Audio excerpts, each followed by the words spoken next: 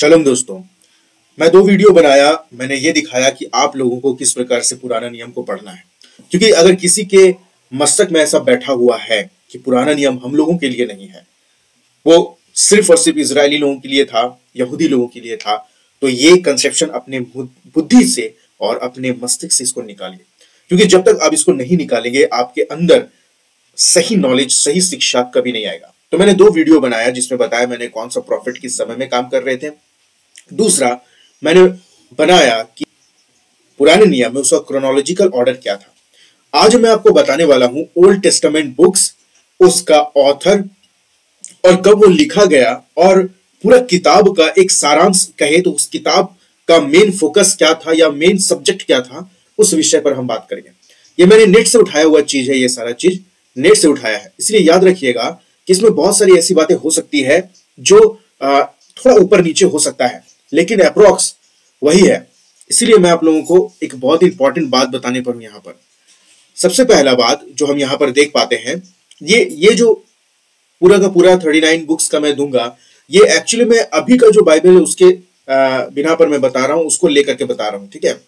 लेकिन अगर आपको बाइबल सही रीति से समझना है तो तनाख जो कि ज्यूस बाइबल है, ज्यूस बाइबल में क्रोनोलॉजिकल ऑर्डर जो है, जो मैंने पहला वीडियो बनाया था जो कि ये है, इसके हिसाब से बाइबल पढ़ेंगे तो आपको समझ में आएगा। ये सिर्फ एक ओवरव्यू है जो मुझे मिला है और मैं आप लोगों को बताना चाहता हूं। सबसे पहला यहां पर देखिए, सबसे 5 बुक जो पहला 5 बुक्स है हमारा बाइबल में, वो है जेनेसिस, एक्सोडस, लेविटिकस, नंबर्स और ड्यूटरोनॉमी, जिसको पेंटाट्यूच भी कहा जाता है, ठीक है। पेंटाट्यूच या पेंटाट्यूक कह सकते हैं हम लोग।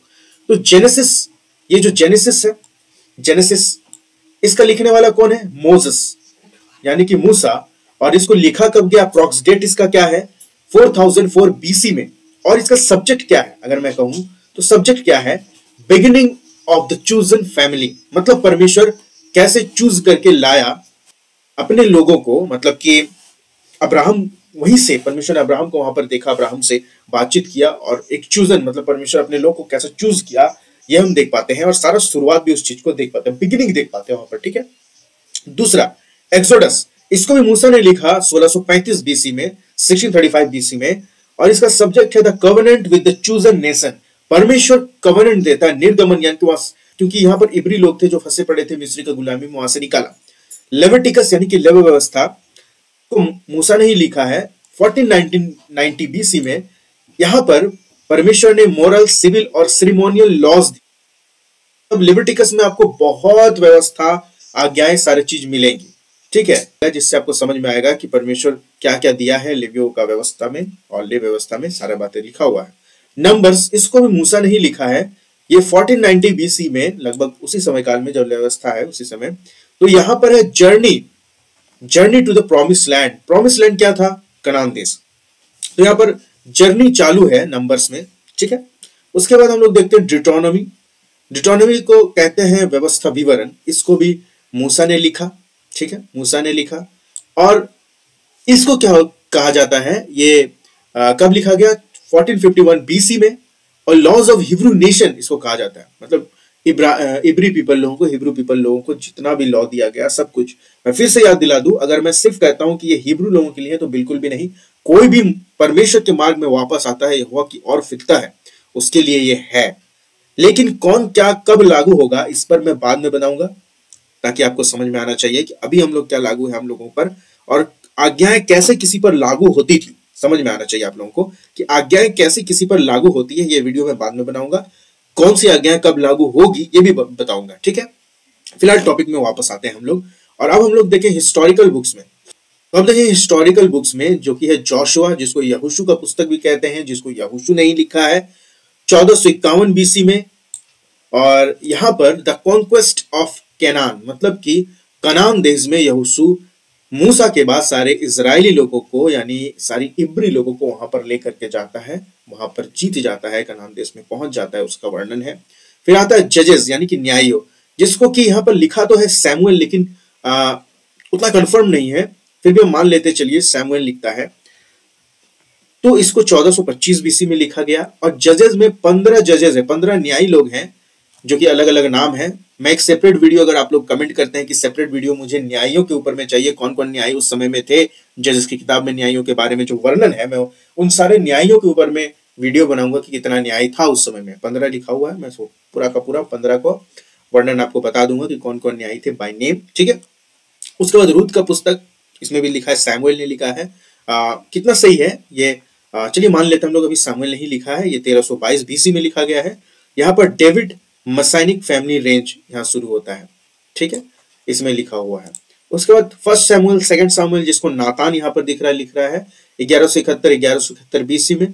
द हिब्रू मोनार्की पहला सैमुएल में। The range of king David दूसरा, मतलब डेविड राज्य करता है, किंग दाऊद राज्य करता है, और हिब्रू का मोनार्की यहाँ पर हम लोग देख पाते हैं।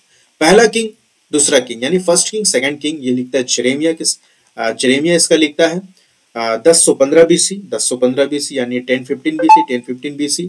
और किंगडम जो यहाँ पर लिखा गया है फर्स्ट किंग में, the divided kingdom. Divided kingdom का मतलब क्या है, वहां पर इजराइल का 10 गोत्र और यहूदा का 2 गोत्र, ये डिवाइड हो गया था। इजराइल हो गया 10 गोत्र और 2 गोत्र यहूदा हो गया, यहाँ पर डिवाइड हो गया पूरा किंगडम। ये 12 गोत्र जो वो लोग थे इजराइल के, वो डिवाइड होकर के हुआ था। उसके बाद सेकंड किंग, जो कि इसमें देखते हैं हिस्ट्री ऑफ डिवाइडेड किंग, इसमें सेकंड किंग को हिस्ट्री दिखेगा, कौन सा कहाँ राजा हुआ, कौन सा कहाँ का राजा था, ये सारा चीज। उसके बाद फर्स्ट क्रॉनिकल सेकंड क्रॉनिकल देखते हैं, एजरा यहाँ पर लिखता है, और 1056 बीसी, 1056 बीसी यहाँ पर देखते हैं, मतलब 1056 बीसी में लिखते हैं, इसी में लिखा गया है। और the range of king David पहला क्रॉनिकल, मतलब पहला इतिहास में देखते हैं राजा दाऊद का राज्य के बारे में। और दूसरा क्रॉनिकल में देखते हैं history of the southern kingdom. Southern kingdom मतलब, अगर मैं सही हूं तो सर्दर्न कहने का मतलब है यहूदा के राजा लोग के बारे में ज्यादा बात किया गया है इसमें, ठीक है। एजरा को एजरा ने लिखा है 536 बीसी में। द रिटर्न फ्रॉम कैप्टिविटी, अभी देखिए रिटर्न फ्रॉम कैप्टिविटी दिखा दिया गया है, लेकिन अभी तक क्या हुआ है कि ये लोग कैप्टिविटी में, यानी कि गुलामी में, बेबीलोन का गुलामी में, बेबीलोन के अंदर में अभी तक गए नहीं है, ठीक है ना।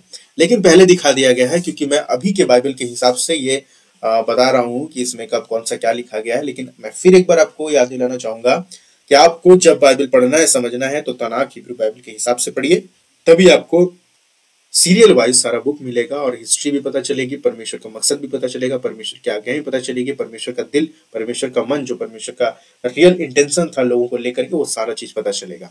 दूसरी बात है नेहेमिया 446 बीसी में लिखा गया, इसका लिखने वाला नेहेमिया ही है।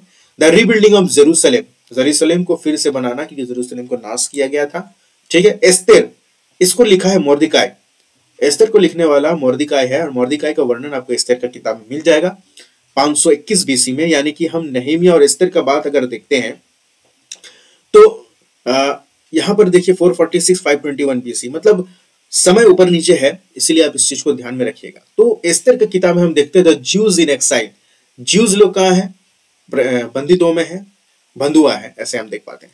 फिर हम आगे आते हैं द पोएटिकल बुक्स में, यहाँ पर लिखा हुआ द पोएटिकल बुक्स, ठीक है। तो पोएटिकल बुक्स में आता है जॉब, यानी कि अय्यूब का पुस्तक, जिसका लेखक अननोन है, पता नहीं कौन है। तो ये 1520 बीसी में लिखा गया, और प्रोविडेंस एंड सफरिंग इसमें देखते हैं अय्यूब के बारे में, पूरा सफरिंग। कहा जाता है कि अय्यूब का पुस्तक उस समय का पुस्तक है जब हम अब्राहम, जिस समय में शायद से अब्राहम का टाइमलाइन में वो सारा चीज चल रहा है, उस समय का पुस्तक है। लेकिन कितना सही है कितना नहीं, यहाँ पर हम देख पाते हैं 1520 बीसी में उसका वर्णन दिया गया है। दूसरी ओर साम्स, यानी कि भजन संहिता, जिसको लिखने वाला दाऊद यहाँ पर सीधा सीधी लिख दिया गया है, लेकिन दाऊद के साथ और भी है, ठीक है। जब आप पढ़ेंगे वहां समझ में आएगा, कोरा वंशियों का भजन, दाऊद की मस्कील, है ना, ये और 2-3 लोगों ने मिलकर के ये सारा चीज लिखा है, लेकिन फिलहाल के लिए हम दाऊद मान लेते हैं, दाऊद ने लिखा है। तो 1056 बीसी में, 1056 बीसी में लिखा गया है। साम्स में एक्चुअली में बताया गया है डिवोशन टू गॉड, कैसे परमेश्वर को अपना, मतलब कि अपना दिल, अपना सारा चीज परमेश्वर के सामने हम लोग रख देते हैं, परमेश्वर के अधीन हो जाते हैं, परमेश्वर के पीछे चलने लगते, उसके बारे में बताया गया। प्रोवर्ब्स मतलब हो गया नीति वचन। नीति वचन को राजा सुलेमान ने लिखा है 1000 बीसी में, जिसमें सिर्फ और सिर्फ बुद्धि की बातें हैं जो राजा सुलेमान लिखता है। इक्लियास्टस, जिसको कहते हैं सभोपदेशक, जिसको सुलेमान ने लिखा है 977 बीसी में। हैप्पीनेस, जब वो खुश था, है ना, उस समय की बातें सभोपदेशक में लिखा, और ज्ञान की बातें उसमें भी है, आप पढ़ सकते हैं। सॉन्ग्स ऑफ सोलोमन, यानी कि इसको सुलेमान ने ही लिखा है, सॉन्ग्स ऑफ सॉन्ग जिसको कहा जाता है, 1014 बीसी में लिखा गया है, जिसमें जवानी का प्रेम जो होता है उसके बारे में लिखा गया, the glories of marriage and love के बारे में। उसके बाद हम आते प्रॉफिट्स में, द ग्रेटर प्रॉफिट्स को कहते हैं आइज़ाया यानी कि यशाया। यशाया 760 बीसी में लिखा गया, मसाइनिक किंगडम के ऊपर में ये पूरा किताब है। उसके बाद हम लोग देखते हैं यिर्मयाह। यिर्मयाह जो है वो 629 बीसी में लिखा गया, द डूम ऑफ ज्यूडा यानी कि यहूदा का क्या बोलते हैं नाश के बारे में यहाँ पर दिया गया। लेमेंटेशन, लेमेंटेशन जिसको कहते हैं बिलाप गीत, बिलाप गीत को यिर्मयाह ही लिख रहा है, और यिर्मयाह खुद 588 बीसी में यहाँ पर लिखने का तारीख बता रहा है, लेकिन यिर्मयाह खुद इसका जो यरूशलेम को इतना क्षति पहुंचा उसके लिए खुद रोता है इस पर्टिकुलर जो विलाप गीत का पुस्तक है उसमें। यहेजकेल का किताब यहेजकेल ने लिखा है 595 बीसी में। तो यहाँ पर फाइनल रिस्टोरेशन ऑफ इजराइल के बारे में बताया गया, कैसे इजराइल का रिस्टोरेशन होगा, ये सारा चीज। उसके बाद हम लोग देखते हैं दानियल का पुस्तक। दानियल का पुस्तक जो है 607 बीसी में लिखा गया, द ट्रम्प ऑफ मसीहा, मतलब मसीहा का बारे में बहुत सारा भविष्यवाणी मसीहा के आने के बारे में भी है, और थोड़ी और चीजें भी है जो होंगी आने वाले समय में। माइनर प्रॉफिट्स मतलब ये छोटा प्रॉफिट ऐसे कुछ नहीं है, बुक के हिसाब से, मतलब यानी कि अध्याय वाइज इसको देखते हैं, छोटा है इसीलिए यहाँ पर इसको माइनर प्रॉफिट्स का कैटेगरी में रखता है। यहाँ होशिया यानी कि होसे का लिखने वाला होसे, ये 785 बीसी में, जिसमें एपोस्टेसी ऑफ इजराइल के बारे में बताया गया है। उसके बाद योएल के बारे में देखते हैं, जिसको इंग्लिश में जोएल कहा जाता है, जो 800 बीसी में लिखा गया, और ये लिखा गया द किंगडम ऑफ ज्यूडा के लिए, ठीक है। आमोस 787 बीसी, किंगडम ऑफ डेविड के बारे में हम देख पाते हैं इसमें। ओबाद्या 587 बीसी, एदोम का खात्मा या एदोम के नाश के बारे में हम यहाँ देख पाते हैं। उसके बाद योना, जिसे जोना भी कहते हैं, इसका लिखने वाला जोना है, 862 बीसी में लिखते हैं। नीनवे के ऊपर में मर्सी के बारे में है, क्योंकि योना नीनवे में जाकर के प्रचार करता है और परमेश्वर वहां के लोगों को माफ करता है। जो वहां के लोग पूरा छाती पीट पीट कर अपना जो पाप है उसको मानते हैं, सब लोग रो विलाप करते हैं, परमेश्वर माफ करता है। मीका, जिसको मीका ने लिखा है 750 बीसी में, बैतलहम के राजा के बारे में बताया गया, ठीक है, बैतलहम का राजा। दूसरा नहूम, जिसको 713 बीसी में लिखा गया, नहूम में डिस्ट्रक्शन ऑफ असारिया मतलब असुर का खात्मा के बारे में बताया गया है। हबक्कुक 626 बीसी में, द जजमेंट ऑफ बेबीलोनियंस यहाँ पर बताया गया है। जपन्या 630 BC, the day of the Lord के बारे में, परमेश्वर के दिन के बारे में। हगई, जिसको हगई ने लिखा है 520 बीसी में, रीबिल्डिंग ऑफ टेम्पल के बारे में। जकरिया को जकरिया ने लिखा 520 बीसी में। यहाँ पर जकरिया में परमेश्वर बताना चाहता है जकरिया के द्वारा कि मसीह का आना होगा, ठीक है, मसीह का आना होगा, इसके बारे में बताया गया। लास्ट आज के बाइबल के हिसाब से मलाकी, जिसको मलाकी नहीं लिखा है 397 बीसी में, final message to rebellious Israel जो बहुत ही ज्यादा विद्रोह कर रहा था, परमेश्वर की नजर में गड़बड़ कर रहा था, उसके विषय में लास्ट मैसेज है। तो मैंने ये पूरा चीज आपको बताया मेरे प्यारे भाई और बहनों। मैं फिर कहूंगा, आपको बाइबल बहुत अच्छी रीति से समझना है तो तनाख उस बाइबल को अकॉर्डिंग टू पढ़े, जैसा वो लिखा हुआ है, मीन्स चैप्टर वाइज मैंने बता दिया। नहीं देखा तो आप पहले की वीडियो देखिए, फर्स्ट वीडियो ये रहा, इसको आप देखिए, तो आपको बहुत सारी बातें समझ में आएंगी। ये आज का जो वीडियो है, आज के समय के बाइबल का जो क्रोनोलॉजिकल ऑर्डर है उसके हिसाब से मैंने बनाया है, लेकिन आपको डेट बता दिया, इससे आप समझ पा सकते हैं कि कौन सा बुक कब आगे पीछे करके लिखा गया है। लेकिन आपको क्रोनोलॉजिकल ऑर्डर चाहिए तो एक वीडियो के पहले का वीडियो देखिए, मतलब इससे 2 वीडियो पहले देखिए, तब आपको समझ में आ जाएगा। मैंने पूरी बात वहां बता करके रखी है, क्रोनोलॉजिकल ऑर्डर के बारे में है, आप वहां देख सकते हैं। उम्मीद करता हूँ वीडियो अच्छा लगा हो, और वीडियो से अगर आप कुछ सीख रहे हैं, आने वाले दिन में बहुत और भी खुलासे करूंगा। और हमेशा माइंड में अगर आपने घुसाया था कि पुराना नियम मेरे काम का नहीं है, मेरे लिए नहीं है, तो सॉरी टू से, परमेश्वर का प्लान है, हमेशा पुराना नियम रहेगा। इवन पुराना नियम है इसीलिए लोगों ने आज बहुत गड़बड़ियां अपने मन से बहुत सारी चीजें पंथों को बनाया और सारी चीजों को बनाया। मैं आगे की ओर खुलासा करूंगा, लेकिन पुराना नियम ना हो तो कोई भी चीज स्टैब्लिश नहीं हो सकता है, ये याद रखिएगा। शालोम, मिलता हूं दूसरी वीडियो में।